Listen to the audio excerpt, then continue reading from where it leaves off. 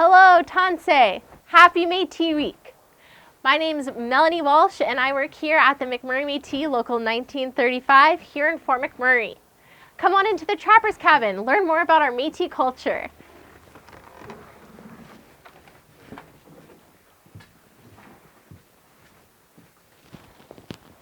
I'm really happy to have you watch this video today, especially with Louis Riel Day being celebrated on November 16th every year. We're so excited to share more about him. Our first guest is our president, Gail Gallup. Let's learn what this day means to her. Tansy, a very warm welcome to everyone for tuning in today for Métis Week 2020. For the past several years, Louis Riel Day, we've gathered at the Friendship Center, or the Shell Place, with hundreds of students from the schools all over Fort McMurray. But as you all know, 2020 is a very different year due to the COVID-19 global pandemic, and that's why we are joining you virtually today. November the 16th is a very important date for all Métis people.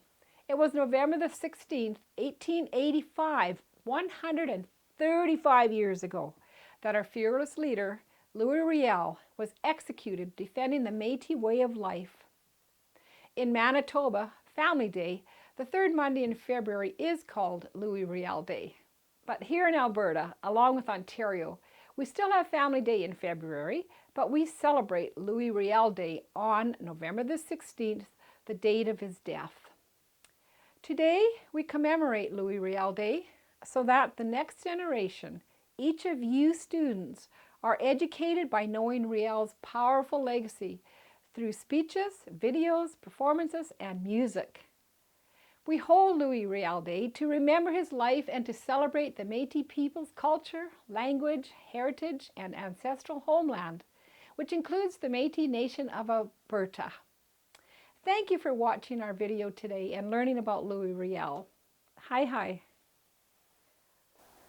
Louis Riel was a government official himself. We have a special message from the mayor of the regional municipality of Wood Buffalo, Don Scott. Let's check it out. Hello students, Mayor Don Scott here. I want to begin by recognizing that we are on Treaty 8 and unceded Métis territory, the traditional lands of the Cree, Dene, and Métis peoples. I'm honored to join students across the municipality as we recognize and celebrate the remarkable life and contributions of Louis Riel, one of Canada's most important historical figures. Louis Riel was a champion of the Métis people. He was deeply committed to Métis rights and culture, and ultimately he gave his life defending it. Today, 135 years after his death, we continue to recognize his important contributions to Métis and Canadian history. On this special occasion, we also celebrate the Métis people of Wood Buffalo. We honor their rich history, culture, and heritage, as well as their vital role in the cultural fabric of our region. We recognize the challenges of the past and are committed to working together as we move forward on the path to meaningful reconciliation. The regional municipality of Wood Buffalo is proud to honor Métis history and culture and this remarkable leader in Canadian history by proclaiming November 16th as Louis Riel Day. Thank you all for taking the time to learn about Louis Riel and for celebrating his lasting legacy. Did you know Louis Riel's paternal grandmother was Franco Chippewa Métis? His dad also played an important role in the Métis community, and his mother was French-Canadian. That's kind of like me. My mom was Métis with a Cree background, and my dad was from Nova Scotia and of European descent. So that makes me Métis. But enough about me. Time to learn more about Louis Riel himself from our good friend Clifford Flett. It's Louis Riel Day, and here at the McMurray Métis, we're celebrating with 8 fun facts of Louis Riel himself. His full name is Louis David Riel. He was born in October 22nd, 1844 in St. Boniface. His parents' names are Julie Lejeune Modia and Louis Riel Sr. He was first born out of 10 children. Louis Riel was elected into Parliament. He married Marguerite Bellemare and had 3 children together. Their children's names are John Louis and Marie Angelique. Their youngest name was not documented. Lastly, Louis Riel was studying to be a priest, but stopped after his father passed away. That's all for now. Have a great Louis Riel Day. So if Louis Riel was born in 1844, that would mean he would have been over 170 years old today.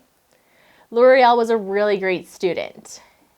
He trained to become a priest and also studied law before becoming the leader of the Métis, leading the Métis National Committee in protecting the social, cultural, and political status of the Métis in the Northwest.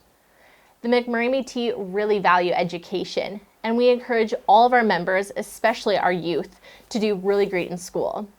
We even have a bursary program that supports Métis students who are going to college or university, and we also have a super cool summer student program where Indigenous youth get to come work with us here at the McMurray Métis and learn more about their culture. Our next guest is actually one of the team leaders of the summer student program. Oh, hey guys, what are you doing out there? It looks cold. Come on in and warm up. I'll show you my cabin.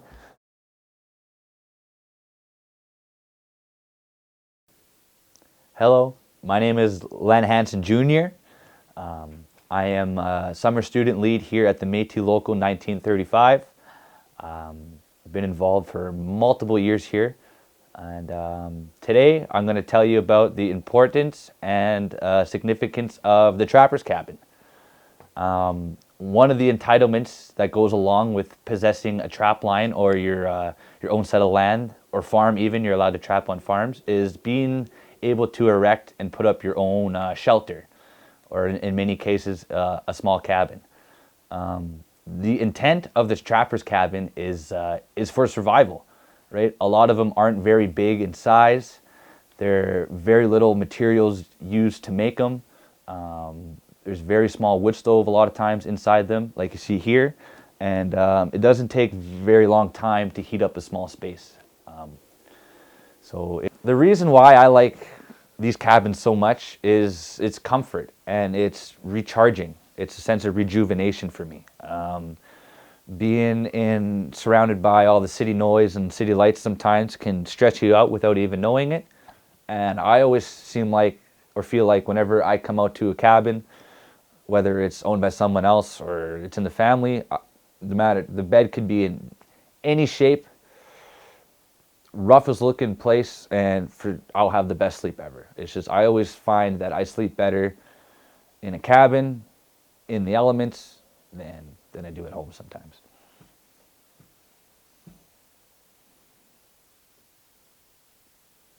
So it's very good at the end of the day when you're done trapping and you're cold and you come off your dog sled or your snow machine and you can come in and you have somewhere really quick to heat up and get out of the cold.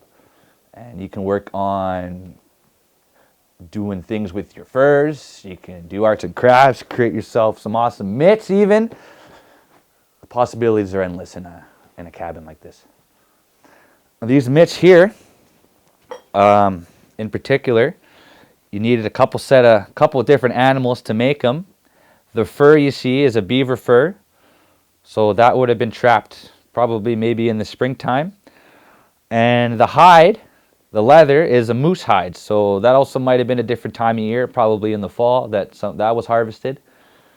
And the beadwork, just beautiful beadwork, and it's a lost art. You don't see a lot of people doing very good beadwork nowadays, but here at the Métis Local, we definitely do. I wear these because they're very, very warm. They stay dry. My hands stay dry. The gloves itself, they might get wet, but because of the beaver fur and being an aquatic animal, it does a very good job at wicking away any moisture and keeping your hands dry. Thank you guys so much for watching this video and maybe learning a thing or two about the Métis culture. Hope you really have a good Métis week and enjoy your Louis Riel Day. One of my favorite things to do is go spend time at my uncle's cabin. It's in the bush, super secluded. Me and my family gather around the campfire and tell stories. We smudge, we listen to music, we play cards. It's a really, really great time. The cabin's just a little bit bigger than this. Now we're going to hear from another summer student of ours. Hello, my name is Alexandra Hurley. People know me by Ali. I am proud to be Métis because I am so fascinated about our culture. I grew up doing almost everything in the bush, such as hunting with my uncle, fishing, hiking, walking my dog. We do a lot of snowmobiling and quadding and stuff like that. I am also proud to be Métis because we come together as a family and help each other, especially working here at the Métis local. I love when we have elders come in and they tell their stories about trapping and hunting. It is so cool to learn about our culture. One way I like to connect to my Métis culture is through embracing the things we do, such as wearing our regalia, learning our language, attending our events, and just listening to our elders. It makes me happy that people are starting to learn our culture, because your culture is something that you're proud to be born into. You get to learn and embrace it. Our culture was lost over the past years, and I'm just happy to see people bringing it back and learning it again. Hey, before I go, do you want to hear something super cool? Before you become a member of the Métis Nation of Alberta, you have to trace your ancestry. And mine traces right back to Louis Riel himself. Isn't that super cool? He's probably my great uncle. Have a great Métis week and Louis Riel Day. Bye, Ali. I get to work with her a lot. We have a lot of fun together.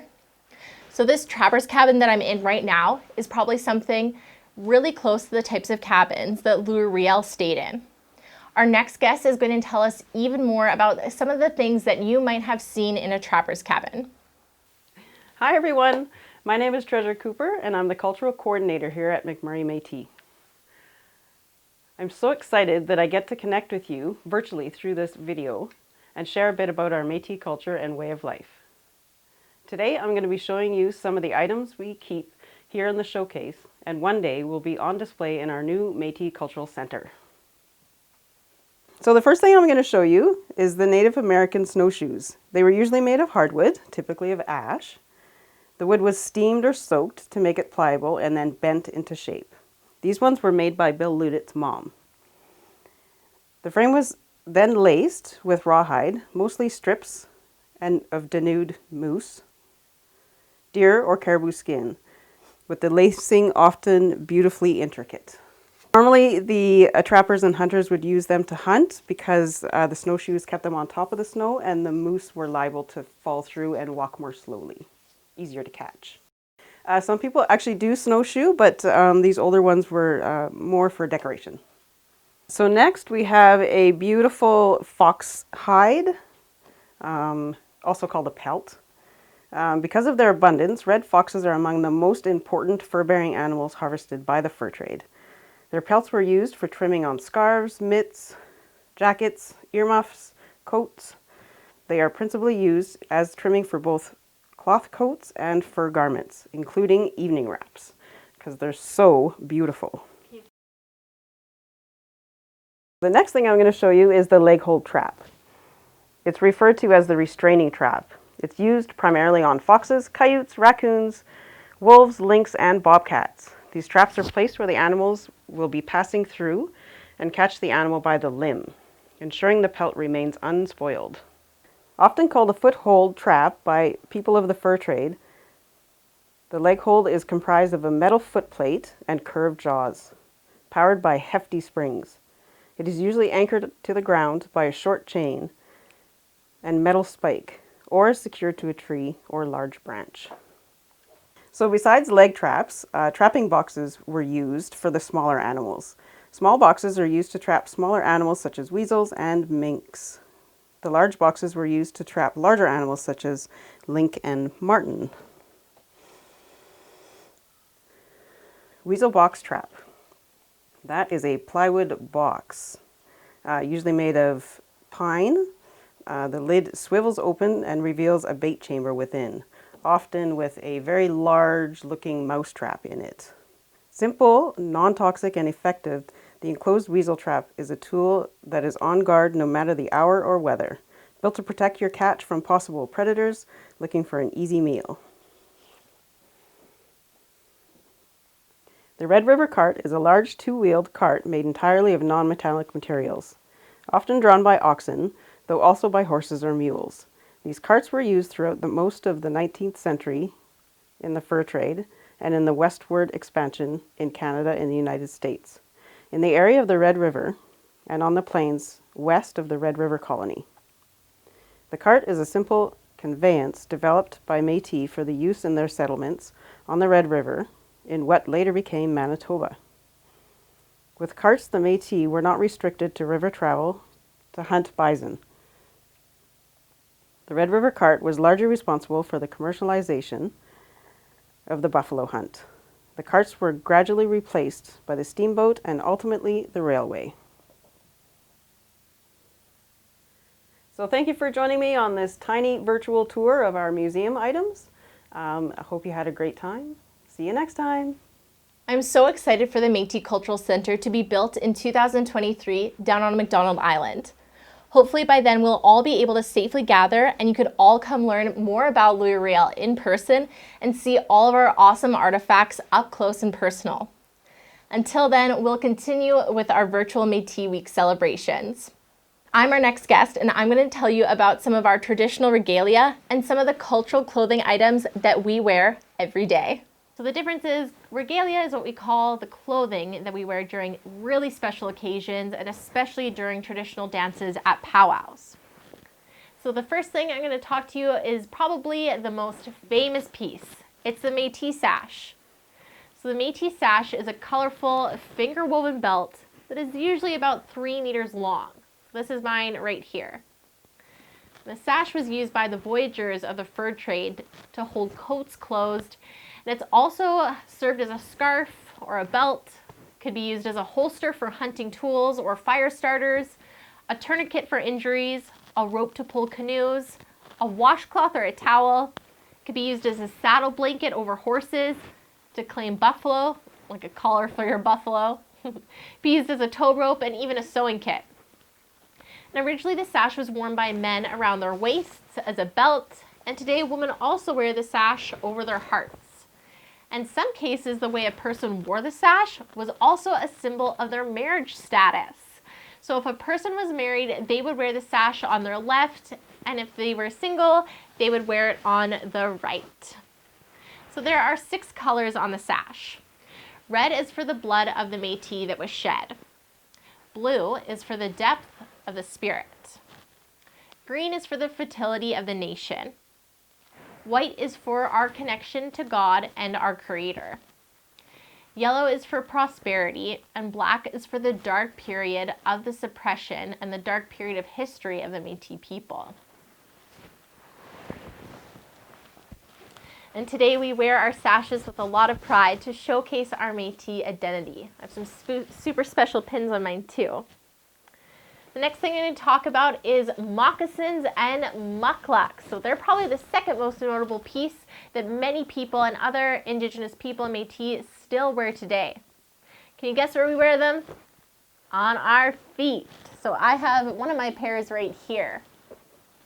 So moccasins are more of a slipper and they do not have a heel.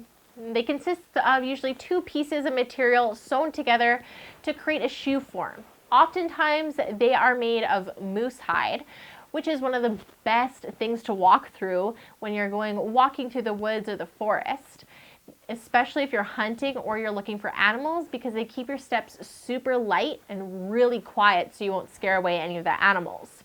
And they are also perfect when you're dancing or jigging up a storm. Now mucklucks, they are also a soft boot that are typically higher and cover your mid-calf. Mucklucks often have different furs inside them to keep our feet nice and warm during the cold winter months. You have TikTok. There are a lot of really great Métis and Indigenous TikTokers. Many have gone viral after making videos explaining why many Indigenous people have long hair that we wear in braids. So in our culture, many people still believe that our hair is an extension of our spirit, and it is how we can connect with our ancestors. Sometimes we get our loved one to put our hair into braids and pray for us as they do our hair for us. The 3 strands of the braid, represent the harmony between the body, the mind, and the spirit. I love getting my hair braided by my kukum, who is my grandmother. It's a time that we can spend together, and she shares her wisdom with me and always makes me smile and really warms my heart. Next thing I'm going to talk about is our beadwork. So the Métis people have been known as the flower beadwork people for centuries. And this traditional art form is a hobby of many Métis people. We use beadwork to add designs to our regalia, to our moccasins, and even create special pieces to commemorate different events. To create awareness of the missing and murdered Indigenous women campaign, many people wear red dress pins.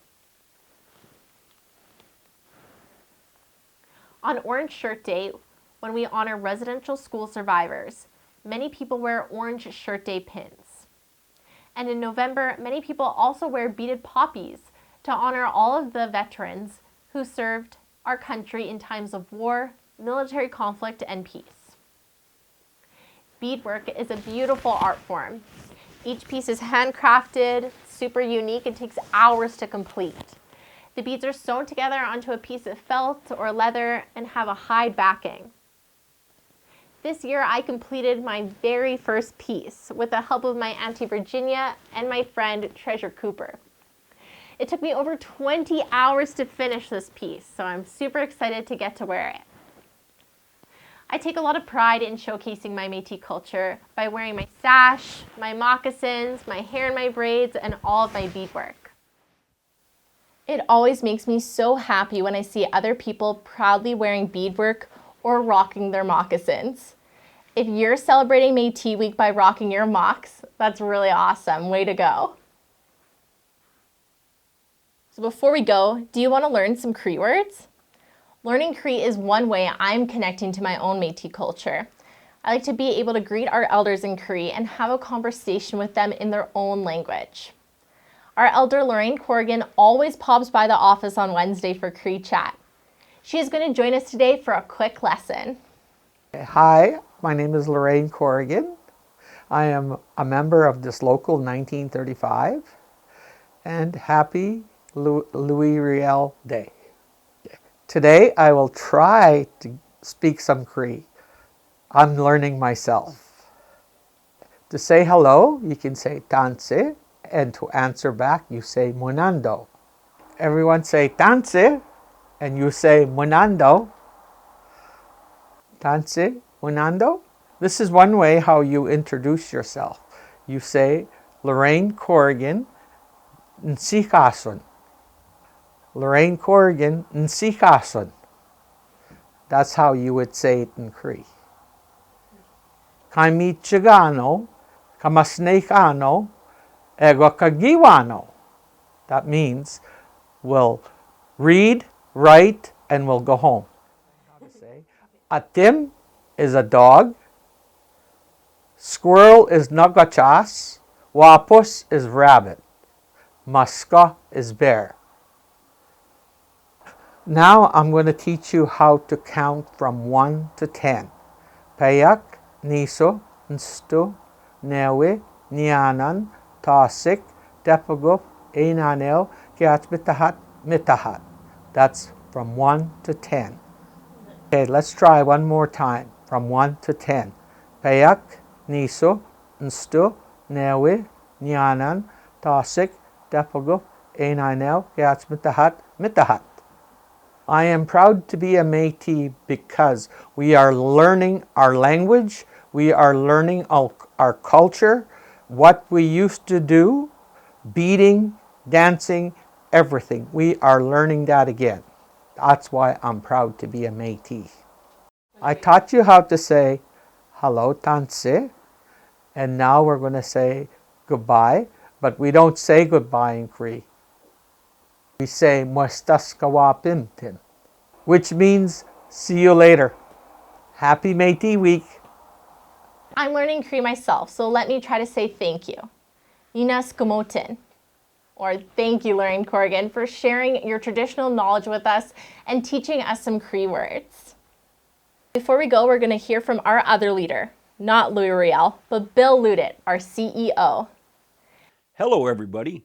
My name is Bill Ludit. I'm the Chief Executive Officer of the McMurray Métis. We are the largest Indigenous organization within the city of Fort McMurray and with well over 600 members. In Canada, there are 3 recognized Indigenous groups under the Canadian Constitution: First Nations, Métis, and Inuit. This is Métis Week, and to mark the occasion, the McMurray Métis are commemorating Louis Riel Day. Who was Louis Riel? Riel was many things to many people. To me, Louis Riel was a leader, a poet, a mentor, a visionary, a friend, a father, and a martyr. Louis Riel was our original founder. There are historic people in all cultures, and to the Métis people, no one is more important than Louis Riel. I would like to sincerely thank you for watching our video today and learning about the Métis people and our founder, Louis Riel. Finally, I hope we can gather face to face once again in 2021. Hi, hi. Ninas Gamotin. Thank you all for watching our video during Métis Week and learning more about our culture and Louis Riel. If you want to know even more, please follow us on social media. We're on Facebook, Twitter, Instagram, and now even TikTok. Our username is @McMurray I hope you all enjoyed this video. Mio kisi ganse. Have a nice day.